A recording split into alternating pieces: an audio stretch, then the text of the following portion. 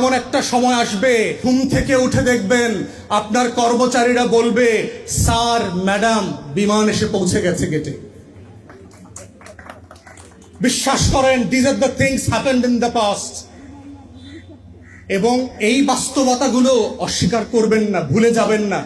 ক্ষমতা যেটা করে, চোখের সামনে ছানি ফেলে দেয়, এবং ওই ছানির কারণে যেটা হয়, আপনারা সত্য দেখতে পারেন না, ওই কাচের দেয়াল ভেদ করে। অতএব আজকের এই হীনমন্যতার জায়গাটা কোথায় সেটা বলে আমি শেষ করব।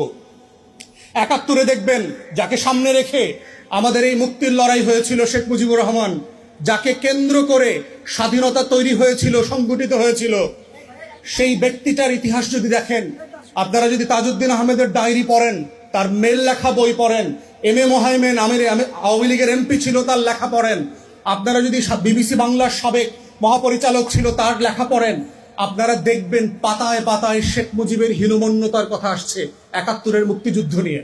কেন?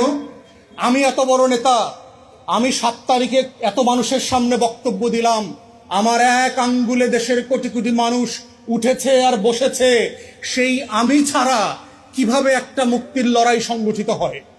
এই হীনমন্যতা শেখ মুজিবকে সবসময় তাড়া করে ফিরেছে।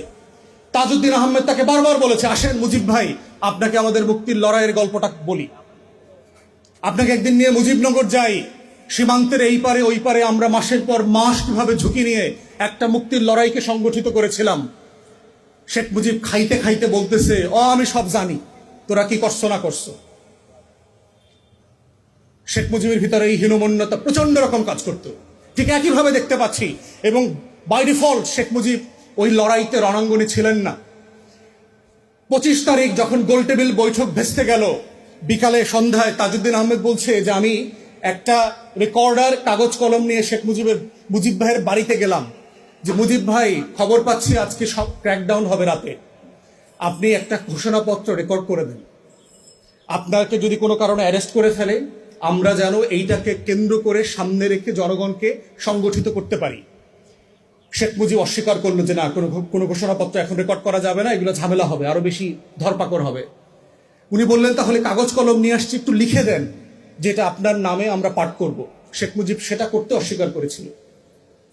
এই শেখ মুজিবের নামে যিনি ঘোষণাপত্র দিতে অস্বীকার করলেন, যিনি বক্তব্য রেকর্ড করতে অস্বীকার করছেন, অথচ তাকে সামনে রেখে একটা মুক্তির লড়াই সংগঠিত হয়েছে, তার ভিতরে এবং তার ৭১ পরবর্তী আচরণ পুরোটা মিলিয়ে দেখা যায় যে ৭১ মুক্তির লড়াইতে শেখ মুজিব, শেখ পরিবার এবং আওয়ামী লীগের বড় একটা অংশের যে হীনমন্যতা, এবং এই হীনমন্যতা কাটিয়ে উঠতেই তাকে চেতনা ব্যবসা করতে হয়েছে গত ৫৫